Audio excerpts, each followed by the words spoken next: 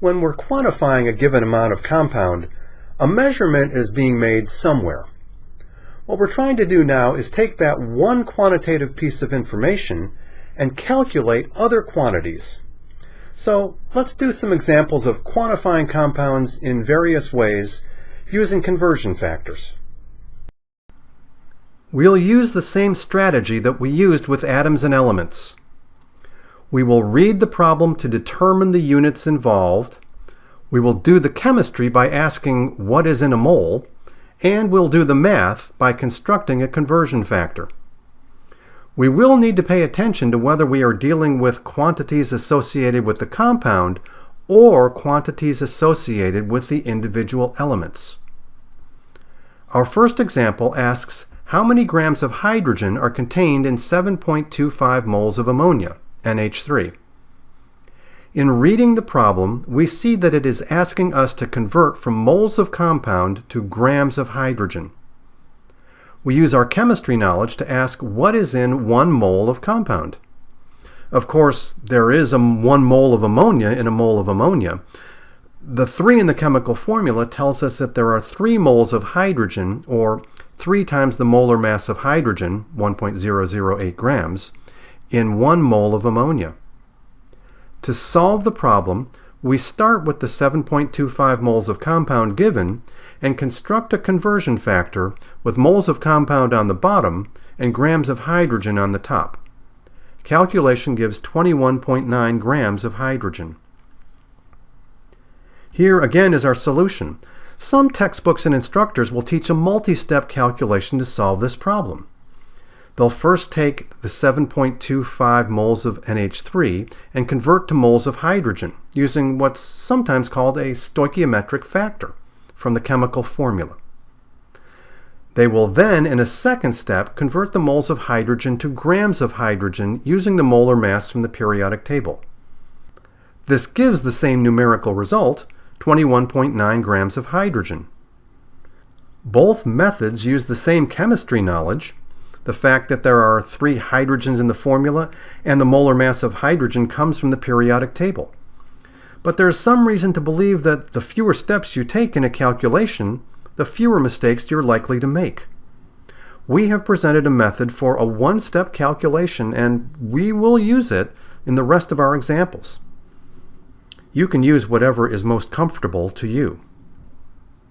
Our next example asks how many moles of sodium are contained in 32.2 grams of sodium sulfate.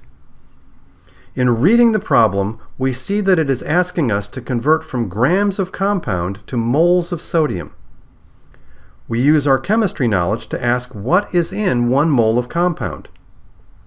Since we're starting from grams of compound, we need the molar mass of the compound. Adding the contributions of each element, we find the molar mass is 142.05 grams per mole. The 2 in the chemical formula tells us that there are 2 moles of sodium in 1 mole of compound.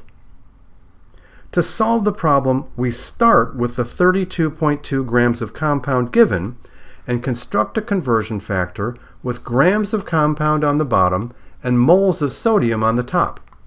Calculation gives 0.453 moles of sodium.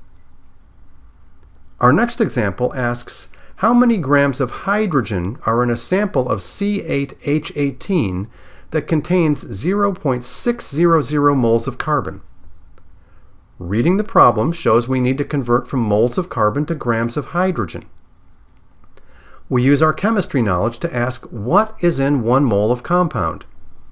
The chemical formula tells us there are 8 moles of carbon in 1 mole of compound. Since there are 18 hydrogens in the formula, there is 18 times hydrogen's molar mass in a mole of compound. To solve the problem, we start with the 0.600 moles of carbon given and construct a conversion factor with moles of carbon on the bottom and grams of hydrogen on the top. Calculation gives 1.36 grams of hydrogen. Our final example asks how many individual chromium ions are in a sample of CrCl3 that contains 4.50 grams of chlorine. Reading the problem shows we need to convert from grams of chlorine to individual chromium ions. Asking about individual ions or atoms instead of moles of that element is an indication that Avogadro's number will be used. We use our chemistry knowledge to ask what is in 1 mole of compound. The chemical formula tells us there are 3 moles of chlorine, or 3 times its molar mass, in 1 mole of compound. Since there is 1 chromium ion in the formula, there is 1 times Avogadro's number, or 6.02 times 10 to the 23rd chromium ions in a mole of compound. To solve the problem, we start with the 4.50 grams of chlorine given and construct a conversion factor with grams of chlorine on the bottom and individual chromium ions on the top. Calculation gives 2.55 times 10 to the 22nd chromium ions. In summary, we've done a variety of substance stoichiometry problems. Most textbooks will present the last problem we did as a complex 3-step calculation. By doing the chemistry part first and using our knowledge of what is in a chemical formula and what it tells us in terms of moles, mass, and individual atoms and ions, we can boil the problem down to a 1-step algebra problem. That way, we know we are using the conversion factor correctly, and that we are using it properly if the original units cancel out.